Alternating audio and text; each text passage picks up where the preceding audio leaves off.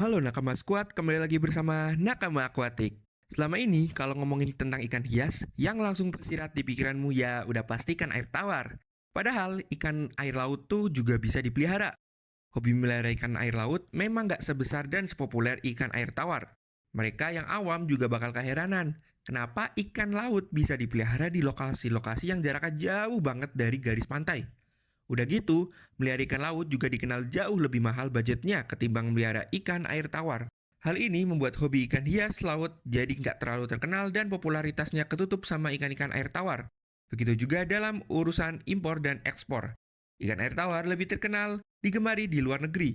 Indonesia contohnya, negara kita cukup moncer dalam menghasilkan ikan-ikan hias air tawar yang sukses dikirim ke luar negeri sebagai barang ekspor. Ikan arwana super red, cupang, dan koi menjadi yang paling banyak diminati dan menghasilkan pemasukan besar bagi negara. Di sisi lain, ikan hias air laut kayak nggak terlalu dilirik eksistensinya. Padahal sektor ini punya potensinya gede banget. Potensi ikan-ikan di laut Indonesia bisa mencapai 6 triliun rupiah loh. Kalau bisa dimanfaatkan dengan baik. Data ini bukan asal comot ya, soalnya yang ngomong adalah Menteri Kelautan dan Perikanan yang menjabat tahun 2021 lalu, Wahyu Sakti Trenggono. Emangnya Indonesia punya industri ikan laut hias yang besar. Seberapa banyak ikan Indonesia yang laris manis di pasaran ikan hias dunia? Nah, mari kita selami lebih dalam fakta unik ini. Tonton videonya sampai habis ya. Emangnya ikan hias air laut ada yang beli? Seorang pria asal Semarang udah membuktikan kalau sebenarnya ikan hias air laut tuh punya peminat yang besar. Hampir mirip sama ikan-ikan hias air tawar, kisah ini datang dari Slamet, pemilik SS Aquarium Marine Semarang. Berawal dari coba-coba, Doi akhirnya meyakinkan diri buat menjalani usaha buat jadi breeder ikan hias air laut. Sejak tahun 2018 lalu, Slamet menjalankan usahanya di rumah sendiri. Tanpa lahan yang besar, di rumahnya memang kelihatan ada banyak akuarium berisi anemon-anemon dan berbagai ikan-ikan laut. Soalnya selain ikan, beliau juga membidayakan hewan-hewan laut lain kayak anemon dan terumbu karang. Awal mula ketertarikan Slamet buat menjalankan bisnis ikan laut hias di rumahnya sendiri ya karena cinta. Dari hobi, akhirnya beliau bisa melihat ada peluang bisnis itu. Selain emang murni suka sama ikan air laut, Slamet juga punya misi mulia buat memperkenalkan ke masyarakat luas kalau ikan laut tuh bisa dipelihara dan tampilannya nggak katro. Buat menjalankan bisnisnya, Slamet gak nanggap ikan laut ini langsung dari laut ya. Beliau ngorder bibit-bibit ikan laut dari Bali dan Banyuwangi, dua wilayah yang letaknya emang dekat sama laut. Kalau kelihatannya penghobi ikan laut masih sedikit, tapi Slamet ngebuktiin kalau usahanya cukup menghasilkan. Omset per bulan yang didapatkan sama Slamet dari jualan ikan hias air laut dan pernak-perniknya mencapai 20 juta rupiah. Gak banyak kelihatan peminatnya bukan berarti nggak ada peminatnya. Inilah yang dibuktikan sama Slamet. Sama kayak kata pepatah, lebih baik jadi ikan besar di kolam yang kecil. Slamet adalah ikan besar itu. Soalnya saingannya pasti lebih sedikit daripada yang jual ikan air tawar. Pada awal tahun ini, tepatnya di bulan Januari, Sumatera Barat sukses mengirimkan 32.000 ekor ikan air laut ke pasar domestik dengan nilai yang mencapai 2 miliar rupiah. Ikan-ikan ini cuma dijual di pasar domestik, nggak ke pasar luar. Jadi bisa disimpulkan kalau sebenarnya ikan hias air laut juga punya pasar yang besar, tapi nggak pernah terlalu terdeteksi. Nggak main-main, sebenarnya Indonesia adalah surganya ikan hias air laut karena ada beberapa jenis ikan air laut yang umumnya dipelihara di seluruh dunia dan berasal dari Indonesia. Memangnya seberapa besar sih industri ikan hias air laut ini?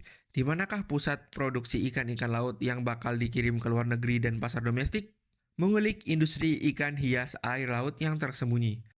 Dalam kunjungannya ke Bali pada tahun 2020 lalu, YouTuber sekaligus penghobi ikan hias, George Mavrakis, dikenal sebagai akun Coral Fish 12G, mendatangi fasilitas penampung ikan-ikan hias air laut yang dimiliki oleh salah satu eksporter di Bali. Fasilitas ini bukan cuma bangunan kecil yang bentuknya toko. Fasilitas ini mirip kayak gedung pabrik yang sangat luas. Di dalamnya ada banyak akuarium dan kolam yang fungsinya buat menampung ikan-ikan air laut yang ditangkap dari alam buat karantina dan akhirnya dijual ke pasaran. Cara ini memang dipakai agar ikan bisa terbiasa hidup di akuarium setelah ditangkap dari alamnya.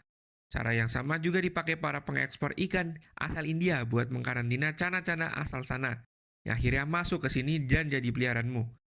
Mayoritas pelanggan dari fasilitas ini memang dari pasar luar. Sang pemilik menerangkan jika pihaknya udah mengekspor ikan ke Amerika Serikat, Jepang, Rusia, dan Korea Selatan. Di luar sana, ikan hias air laut memang punya pasar yang besar daripada di Indonesia. Kelihatannya setiap toko akuarium juga punya ikan-ikan air laut yang dijual. Walau Indonesia nggak punya pasar yang meminat ikan air laut yang banyak, tapi kita punya ikannya. Hal ini yang menjadi faktor mengapa banyak pedagang ikan hias air laut dari luar negeri ngorder ikannya ke sini. Dan itu, ikan dari Indonesia juga dikenal dengan tampilan yang indah. Dibandingkan dengan ikan asal Filipina, ikan asal Indonesia juga lebih tangguh. Seorang pedagang ikan di dalam videonya, George mengaku pernah ngorder ikan dari Filipina. Tapi setelah beberapa hari, warna ikan jadi pucat dan pesonanya menghilang. Sedangkan yang dari Indonesia warnanya lebih stabil. Indonesia sempat nge-ban penjualan koral ke luar negeri. Aturan ini cukup memukul para pengekspor ikan hias air laut, karena koral adalah salah satu komoditas terlaris yang diekspor ke luar negeri. Tapi mereka harus ikut aturan dan melihat banyaknya problematika yang mengancam keberadaan koral-koral di laut. Aturan ini emang harus ditegakkan. Namun pada tahun 2020 kemarin, aturan ini udah dicabut dengan catatan koral yang dikirim adalah hasil budidaya, bukan diangkut dari alam lagi. Selain karang dan ikan-ikan kecil, fasilitas ini juga menyimpan ikan-ikan hiu sirip hitam yang juga bakal diekspor keluar. Menurut pemilik fasilitas, ikan hiu ini bakal dikirim ke Rusia. Negara tersebut emang punya minat besar terhadap hiu. Emang orang Rusia selalu suka yang sangar-sangar ya. Yang bikin bangga, fasilitas ini nggak dikelola sembarangan. Filtrasi, ikan-ikan, dan segala macamnya diurus dengan sungguh-sungguh. Sang pemilik emang peduli banget sama ikan yang dia jual. Dia selalu mengutamakan kualitas dibanding kuantitas. Makanya dia sampai punya laboratorium di dalam fasilitas yang digunakan buat memeriksa dan mencatat berbagai macam hal yang menjaga kualitas budidaya seperti parameter salinitas dan lain-lain. Mungkin kamu masih asing buat mengetahui hobi ikan hias air laut, tapi nyatanya Indonesia bisa jadi yang terdepan dari aspek ini. Indonesia punya segalanya buat menghasilkan ikan-ikan hias air laut yang berkualitas. Kita punya laut, kita punya sumber daya manusia. Tapi siapa sih negara yang paling tokcer dalam industri ikan hias air lautnya? Gimana caranya Indonesia bisa mengalahkan mereka?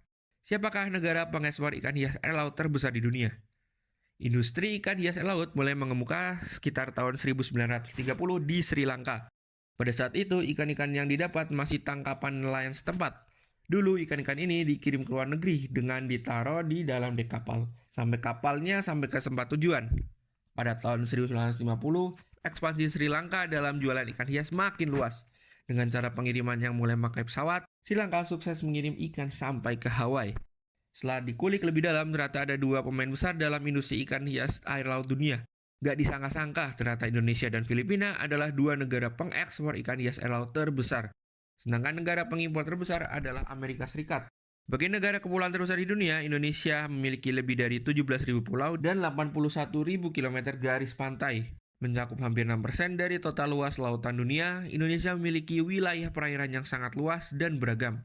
Terumbu karangnya yang indah dan ekosistem laut yang kaya memberikan tempat tinggal bagi ribuan spesies ikan hias yang berbeda. Beberapa spesies ikan hias air laut yang berasal dari Indonesia sangat diminati oleh penggemar ikan hias di seluruh dunia. Salah satu alasan utama mengapa Indonesia menjadi negara pengekspor ikan hias air laut terbesar adalah keanekaragaman spesies yang ada di perairannya. Indonesia memiliki lebih dari 3.000 spesies ikan yang didokumentasikan, termasuk ikan badut, ikan kardinal, ikan mandarin fish, dan banyak lagi.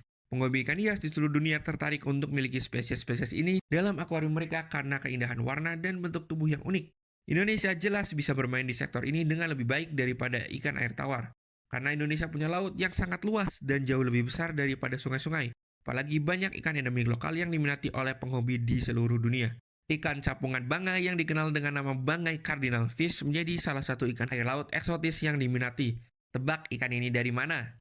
Bangai cardinal fish berasal dari laut sekitaran Pulau Bangai di Sulawesi. Ikan yang punya tampilan sangat cantik ini merupakan ikan endemik asal Pulau Sulawesi yang nggak bisa ditemui di tempat lain. Selain itu, ada ikan Napoleon, hiu tikus, kuda laut, angelfish laut, dan masih banyak lagi. Namun, di balik gemerlap industri yang sukses, penangkapan ikan air laut buat dijadikan ikan hias juga memberikan problematika lain. Salah satunya adalah penangkapan berlebih. Makanya harus ada regulasi yang ketat buat mengatur semua ini. Tetapi pengekspor ikan di Bali yang aku omongin di bab sebelumnya nggak melulu mengandalkan ikan tangkapan alam. Banyak juga ikan yang udah sukses dibudidayakan. Slamet, pengusaha ikan hias air laut asal Semarang, merupakan salah satu yang sukses membudidayakan ikan-ikan air laut di rumahnya sendiri.